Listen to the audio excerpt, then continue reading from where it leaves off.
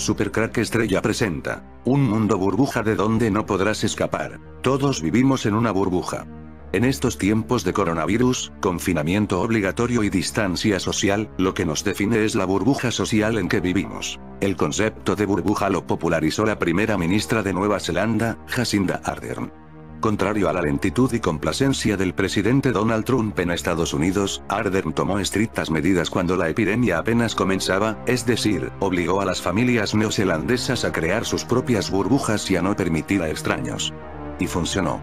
Nueva Zelanda, al igual que Australia, no quieren que se revienten sus burbujas y por eso prohibieron desde marzo la entrada de extranjeros al país. Si esto ocurre en estos países pronto podría ocurrir en todo el mundo, encerrar a la gente en sus países. El siguiente paso de este mundo burbuja, podría ser encerrarnos en nuestras ciudades, de esta forma nadie podría saber lo que ocurre en otras ciudades de su mismo país, nos quedaría el internet y la televisión para saber lo que ocurre más allá de nuestras fronteras, pero si se controlara el internet libre, y se quitaran las redes sociales, el único medio para saber lo que ocurre en el mundo sería las televisiones, de esta forma la información estaría controlada por la élite, aún quedaría los teléfonos para saber lo que ocurre más allá de nuestras fronteras.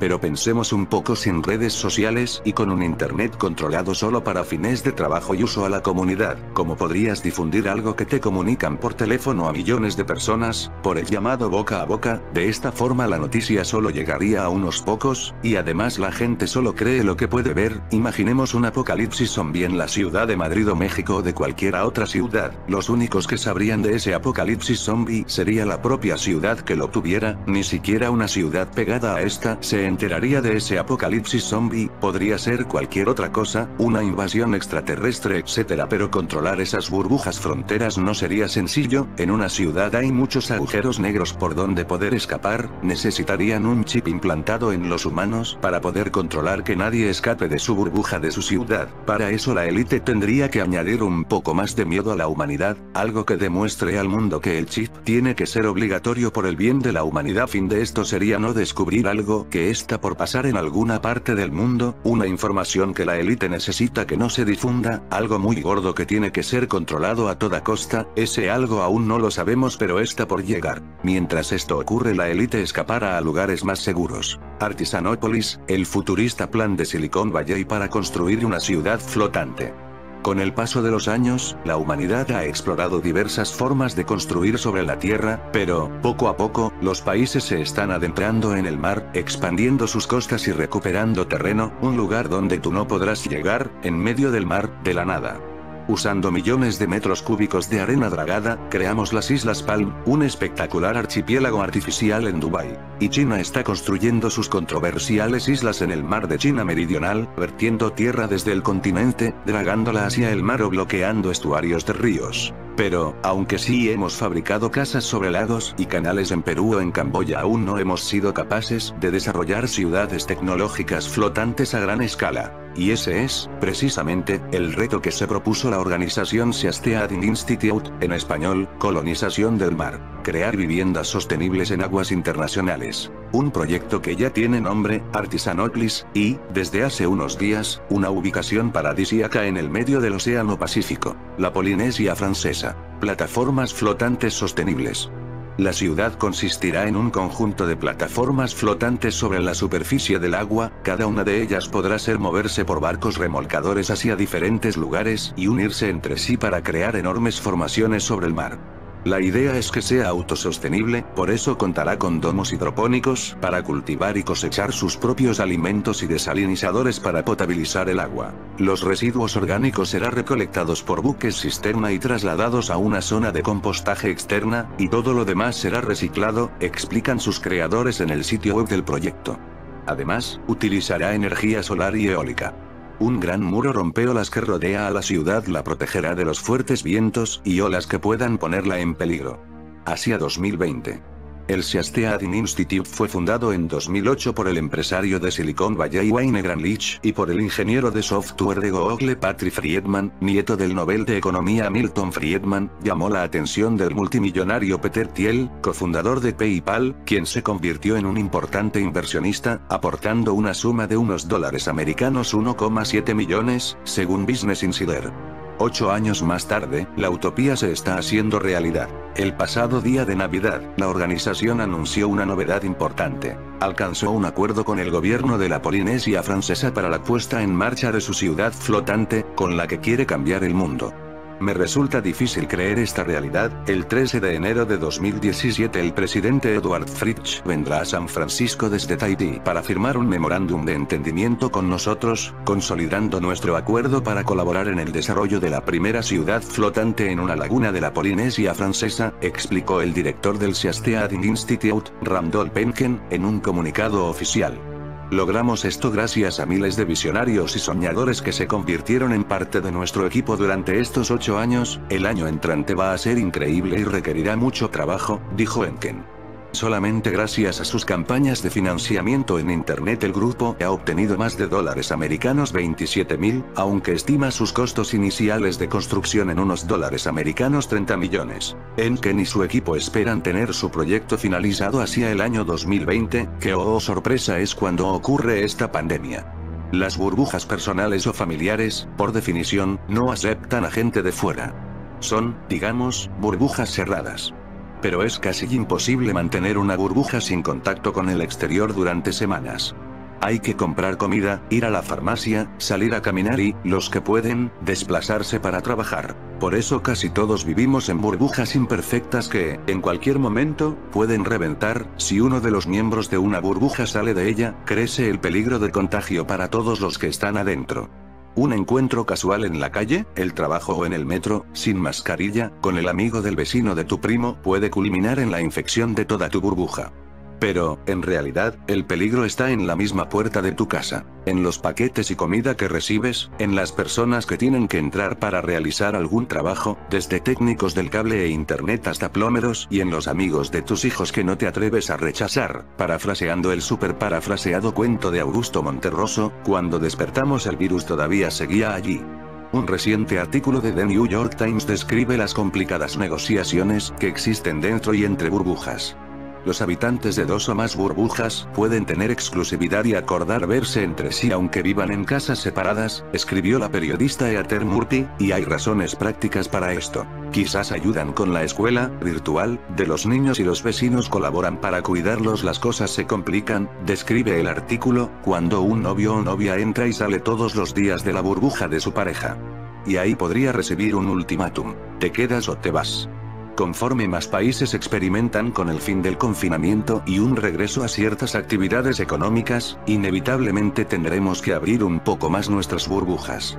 No creo que vamos a ver grandes estadios llenos de gente por mucho tiempo, dijo en una entrevista el alcalde de Los Ángeles, Eric Garcetti. Creo que podemos tener juegos sin audiencias, podemos ver nuestros deportes por la televisión, creo que podemos crear algunas burbujas, nos urge hacerlo. La idea de una nación flotante no es algo nuevo, ya lo imaginó Julio Verne en 1985 en su novela La isla de Élise, una isla flotante que propulsada por hélices viajaba por el océano. Sin embargo, la gente de The Seasteading Institute tiene la determinación de hacer realidad la ficción, y ya están trabajando para fundar una serie de micropaíses acuáticos gobernados al estilo de los ecosistemas emprendedores. Para aquellos a los que les siga sonando a cuento de ciencia ficción, en The Seasteading Institute aseguran que las negociaciones con algunos países anfitriones ya están muy avanzadas. Además de tener el diseño de las islas ya en marcha, la empresa constructora es la holandesa Delta-Sync, una firma especializada en arquitectura acuática, que ya tiene listos los primeros planos. Después de la pandemia mundial del coronavirus, que supuestamente se inició en Wuhan, China, el nombre de un nuevo virus procedente de China vuelve a hacer saltar todas las alarmas: el norovirus. En general, la infección por norovirus suele desaparecer a los pocos días y no es mortal, pero en algunos casos, especialmente en niños, personas mayores, pacientes inmunodeprimidos y mujeres embarazadas, pueden surgir complicaciones que pueden provocar deshidratación grave, malnutrición y, en casos extremos, la muerte. ¿Alguien se apunta a la isla? En fin, amigos de Supercrack Estrella, si el video te gustó, pulgar arriba. Supercrack Estrella presenta. Portada de The Economist. Los virus que llegan a la Tierra desde el espacio. Sí, esta escena ha perseguido mis sueños durante años, y ahora lo encuentro en línea. Creo que fue en la película Naranja Mecánica, donde pude ver esta escena, un ser humano en una cama mitad humano, mitad animal, mitad cerdo, mitad humano. La película era del director Stanley Kubrick, famoso por desvelar en sus películas los más profundos secretos de la élite satánica. De hecho lo mataron precisamente por esto, por contar demasiadas cosas secretas en sus películas. Me puse a buscar qué fue realmente lo que nos quiso contar Stanley Kubrick con esta escena del híbrido humano y animal, y encontré toda una fuente de inspiración del futuro que le espera al ser humano con el título original Statideus Strength, escrita por C.S. Lewis. Donde ya podemos ver esos planes satánicos de la élite. En Statideus Strength, en esta novela aparece una empresa llamada NIS, que es claramente lo que para nosotros representa el CERN de Suiza. En esta novela, que es una trilogía, aparece sin ningún tipo de duda el futuro que la élite satánica busca para la humanidad. El video puede ser extenso porque hay mucha información, pero si realmente buscas saber qué destino tienen preparados para nosotros, te merece la pena escuchar hasta el final este video. Casi nadie se dejó engañar en el año 2016, cuando aparecieron imágenes de lo que parecía ser un sacrificio humano en las instalaciones de investigación nuclear del CERN en Ginebra, Suiza. Las imágenes tomadas por la noche desde una oficina del CERN muestran una camarilla de figuras envueltas alrededor de una estatua de Shiva, un regalo del Departamento de Energía Atómica de la India. Una mujer vestida de blanco es llevada al frente y apuñalada, lo que hace que el camarógrafo anónimo huya aterrorizado. The Telegraph notó que el reflejo del camarógrafo en la ventana de la oficina sugiere que él también está usando una capa ritual y probablemente un conspirador. Los administradores del CERN han descartado las imágenes como un engaño y han abierto una investigación interna, pero muchos siguen desconcertados sobre por qué las personas con credenciales de seguridad del CERN, presumiblemente científicos visitantes, perpetrarían tal engaño. Los teóricos de la conspiración han sugerido que las imágenes son un ardid para distraer al público de una agenda aún más oscura en el CERN. Antes de sacar conclusiones precipitadas, es importante recordar que los investigadores del CERN no siempre son tan serios o maduros como podríamos imaginar. Al menos una película de zombies amateur se ha rodado en terrenos del CERN, y a principios de este año, un investigador fue sancionado por desfigurar carteles del club LGBT de la instalación con insultos y citas de Leviticus. Entonces, ¿por qué los investigadores jóvenes podrían desahogarse organizando un sacrificio humano? En términos folclóricos, esta broma se puede considerar como ostensión. La ostensión ocurre cuando alguien transmite una leyenda realizándola en lugar de contarla. Durante años, los teóricos de la conspiración han afirmado que los experimentos en el CERN están dirigidos por los Illuminati u otras fuerzas siniestras. Las imágenes de hace años simplemente reflejaron esta leyenda moderna en Internet que la generó. Técnicamente, el engaño fue pseudo-ostensión porque el sacrificio humano solo fue simulado. Las teorías de la conspiración, desde el final de la Segunda Guerra Mundial, las instalaciones de investigación del gobierno se han convertido para el folclore moderno en lo que los reinos de hadas y el inframundo eran para la gente anterior. Un reino mítico que existe más allá de nuestro mundo normal, del que provienen criaturas peligrosas y poderes fabulosos.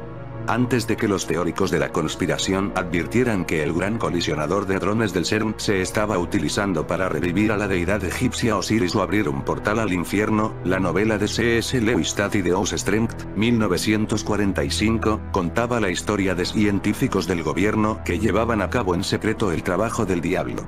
En 1955, habían comenzado a difundirse historias sobre el experimento Filadelfia, en el que un experimento naval secreto supuestamente había enviado un acorazado a otra dimensión, volviendo loca a su tripulación. Incluso la exitosa serie de Netflix Stranger Things se basa en leyendas sobre la desmantelada estación de la Fuerza Aérea de Montauk en Long Island, y es que en realidad los llamados conspiranoicos somos seres despiertos que vemos lo que nadie quiere ver, pese a ser una realidad tan grande que hay que estar ciego para no darse cuenta. La élite busca una tecnología para liberar a los ángeles caídos y a Satanás de su prisión. Por esta razón escritores como C.S. Lewis ya nos contaba de estas cosas. Lewis Statideus Strength, 1945, contaba la historia de científicos del gobierno que llevaban a cabo en secreto el trabajo del diablo. El mito de Isis y Osiris. Asesinado por su hermano Set y devuelto a la vida gracias a su esposa Isis, Osiris, rey del más allá, como el faraón era rey de Egipto, se convertiría en la figura más importante del panteón egipcio, aquella que, con su resurrección, garantizaba una nueva vida tras la muerte. ¿Qué está pasando con en el CERN? ¿Están los científicos jugando un poco con las fuerzas que ellos simplemente no entienden? A plena capacidad, el gran colisionador de hadrones puede aplastar protones a una velocidad de 1000 millones por segundo. Eso es un número que es casi inimaginable. Así que, precisamente, ¿qué están esperando para lograr con esto? ¿Podría ser posible que los altos funcionarios del CERN en realidad tienen algo más en mente? ¿Pero por qué crear un portal a otra dimensión si ellos no tienen ni idea de lo que podrían encontrar? Otros científicos prominentes han expresado su profunda preocupación por lo que pueda pasar en el CERN. ¿Y por qué hay una estatua del dios hindú Shiva, el destructor, de pie justo frente a la sede del CERN? Ahora despejemos la siguiente interrogante. ¿Podría el CERN ser la apertura de la puerta del infierno? La máquina más grande del mundo, le tomó una década a miles de científicos, ingenieros y técnicos para planificarla y construirla, y continúa operando en los mismos límites del conocimiento científico. Según informes de Entep.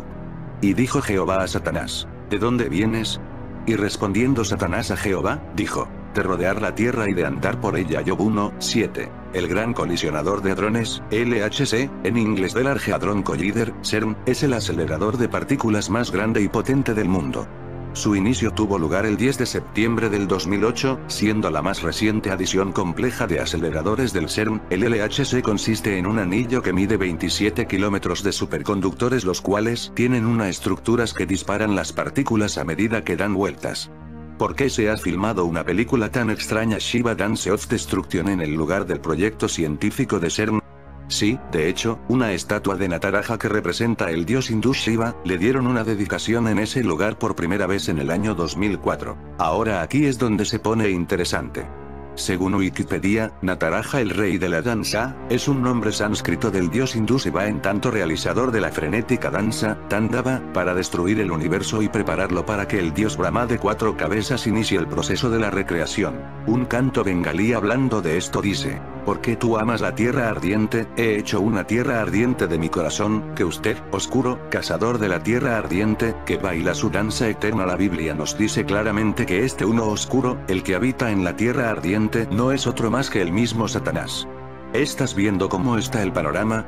La misma ciencia que inspiró a los constructores de la Torre de Babel, hombres que como Satanás dijeron que ellos no necesitaban a Dios para alcanzar el cielo, este es el mismo mover que envuelve a los que están detrás de este proyecto diabólico de CERN, personas que han dedicado toda su investigación para el enemigo.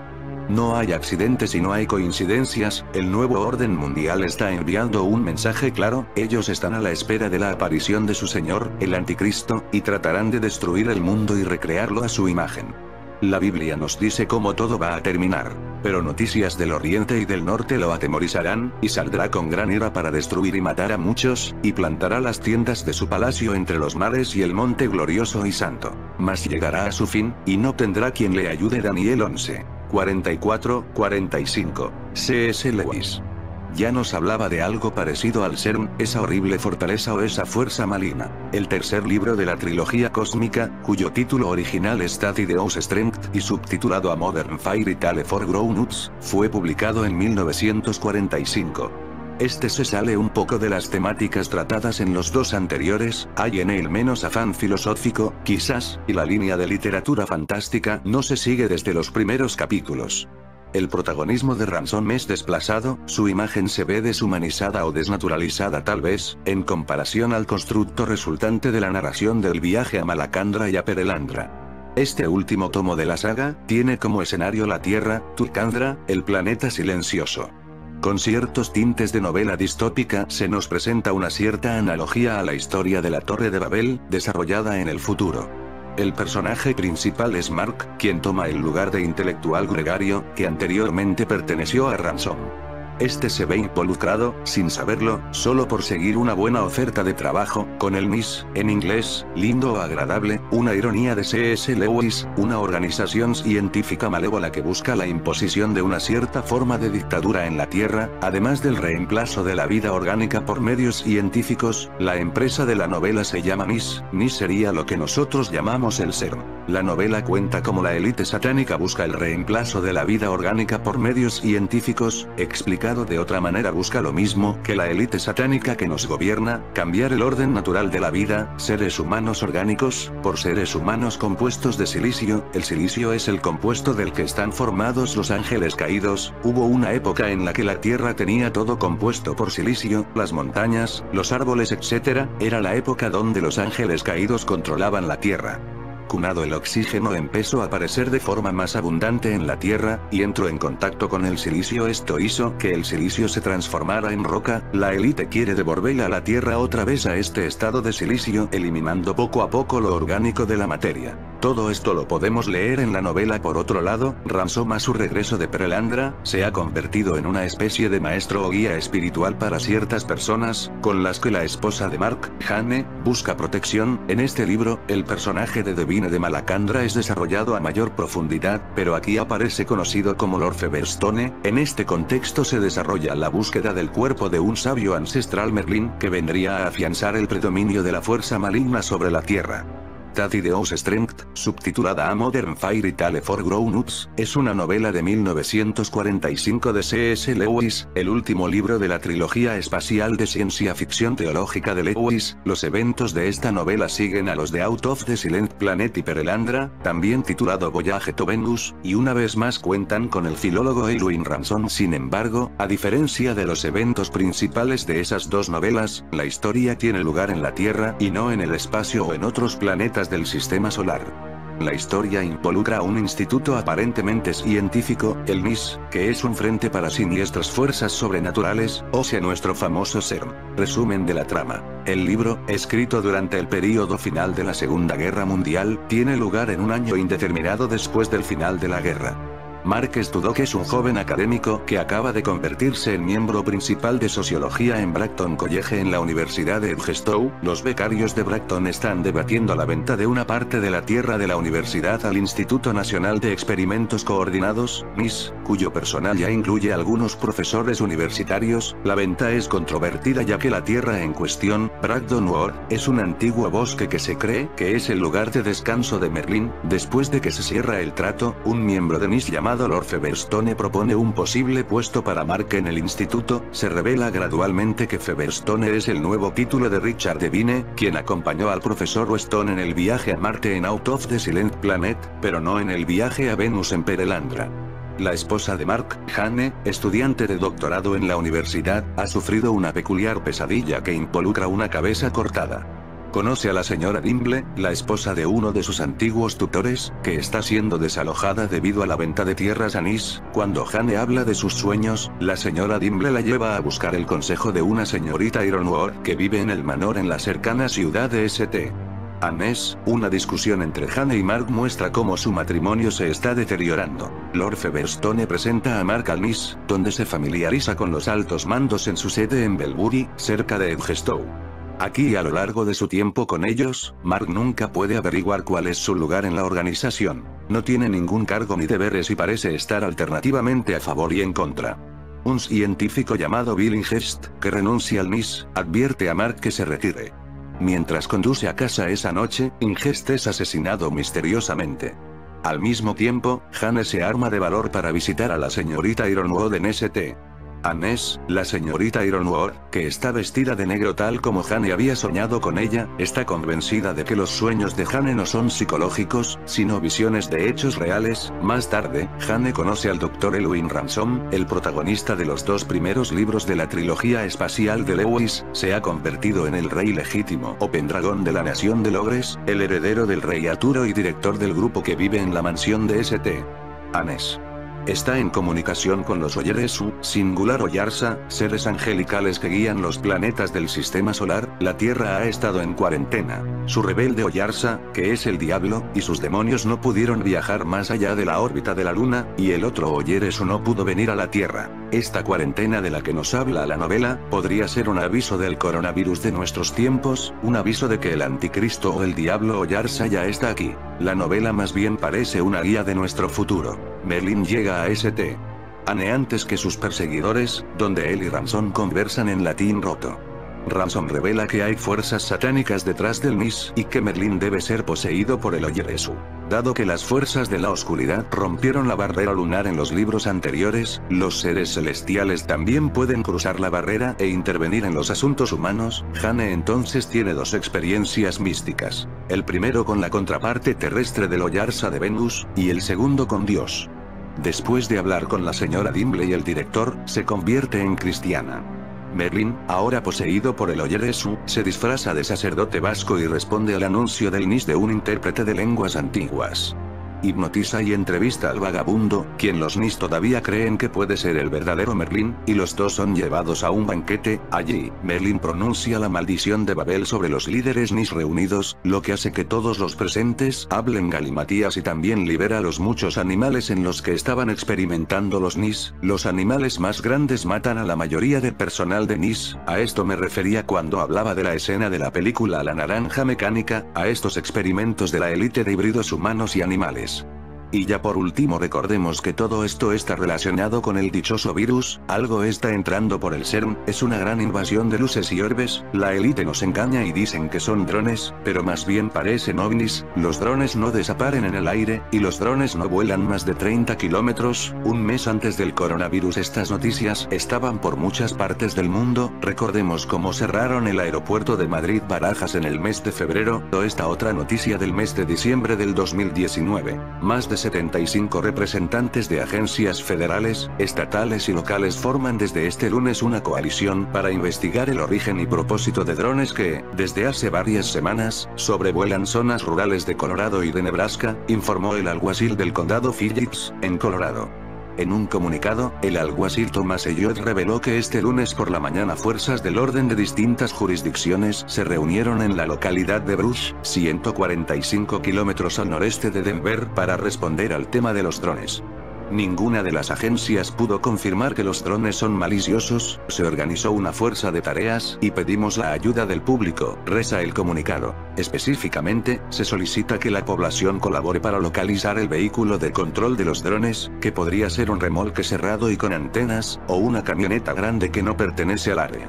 Elliott instó a comunicarse con los alguaciles o a la policía local si alguien ve algo que se parece a esta descripción.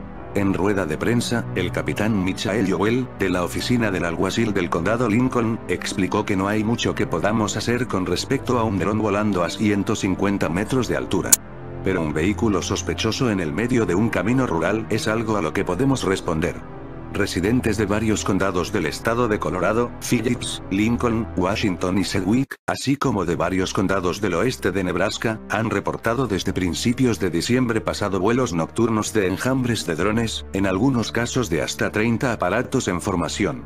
Inicialmente solo hubo reportes verbales, pero luego se sumaron vídeos tomados desde teléfonos celulares y, en los últimos días, imágenes de mayor calidad tomadas por expertos locales en drones.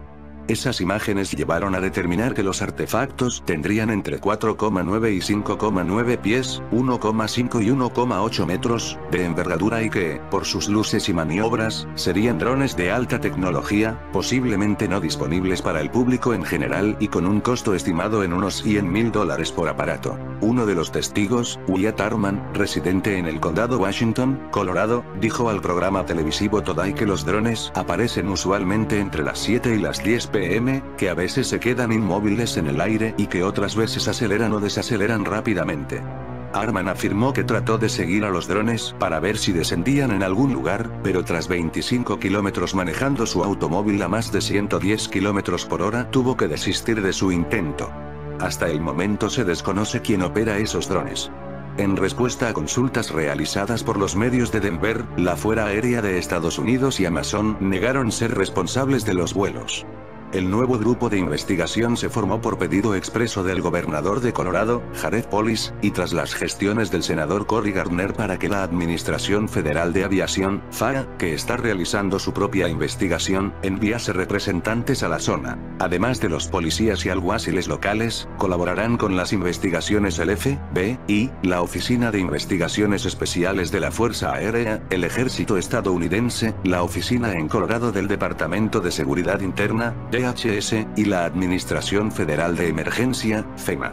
Estamos desesperadamente tratando de saber lo que está pasando, dijo Joel al terminar la reunión de 90 minutos del nuevo grupo de investigadores. ¿Serán estos drones quienes están esparciendo el virus en la Tierra? Estamos en el preámbulo de la llegada del diablo como nos decía la novela. En fin amigos de Supercrack Estrella, si el video te gustó pulgar arriba.